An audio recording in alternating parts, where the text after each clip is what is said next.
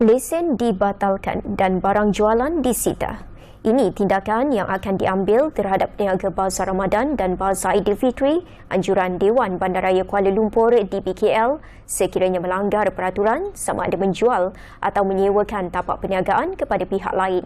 Diah Muhammad Jaiz ada butirannya. Saban tahun pada bulan Ramadan dan menjelangnya sambutan Hari Raya Aidilfitri, bukan sahaja warga kota, malah seluruh rakyat Malaysia tahu bahawa lorong di Jalan Tuanku Abdul Rahman ini akan menjadi tumpuan masyarakat dari seluruh pelosok negara untuk datang di sini dan membeli barang kelengkapan mereka. Tetapi tahukah anda, daripada lebih 50 tapak Bazar Ramadan dan juga Bazar Aidilfitri, ini merupakan satu-satunya tapak bagi Bazar Aidilfitri yang dianjurkan oleh Dewan Bandaraya Kuala Lumpur.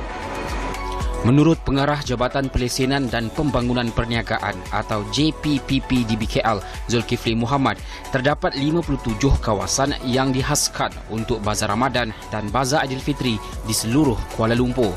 Namun pihaknya hanya menganjurkan 2 bazar, iaitu Bazar Ramadan di tempat letak kereta Taman Tasik Sri Permaisuri dengan 160 petak perniagaan dan Bazar Aidilfitri di lorong Jalan Tuanku Abdul Rahman merangkumi 216 petak perniagaan. Selebihnya, pihak DBKL akan memberi kelulusan lesen kepada penganjur yang terdiri daripada Persatuan Perniagaan yang berdaftar di Kuala Lumpur merangkumi 55 kawasan dengan keseluruhan 3,575 petak perniagaan. Ya, jadi untuk 55 lokasi yang dianjur oleh penganjur tersebut ataupun persatuan-persatuan, undian ataupun pemilihan peniaga akan diuruskan sendiri oleh pihak penganjur. Walau bagaimanapun, dari segi kelulusan lesen, ianya akan diberikan oleh pihak Dewan Bandaraya Kuala Lumpur dan Dewan Bandaraya Kuala Lumpur akan memantau aktiviti tersebut.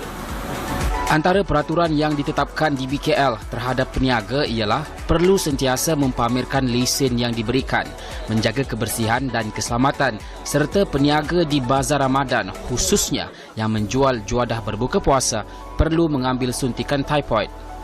Selain itu, peniaga yang berjaya dalam proses undian tapak tidak dibenarkan sama sekali menyewakan petak atau menjual petak yang mereka perolehi selain mengambil atau menggaji pekerja warga asing. Sekiranya ia berlaku, DBKL tidak akan teragak-agak untuk mengambil tindakan. Dia ada 2 kaedah lah. Satu, kita ambil tindakan mengeluarkan notis-notis kesalahan.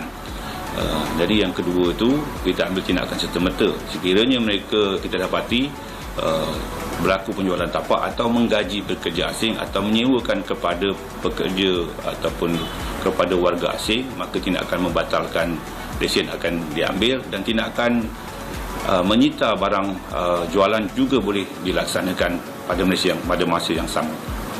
Bagi memastikan peniaga sentiasa mematuhi peraturan yang ditetapkan, pihak DBKL juga menyediakan petugas untuk memantau situasi semasa dengan 15 petugas bagi setiap shift daripada JPPP dan dibantu lebih 200 petugas dari Jabatan Penguatkuasaan DBKL.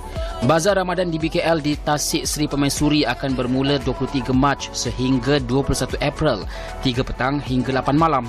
Manakala Bazar Aidilfitri di lorong Jalan Tuanku Abdul Rahman pula akan bermula dari 29 Mac sehingga 21 April, 10 pagi sehingga 12 malam.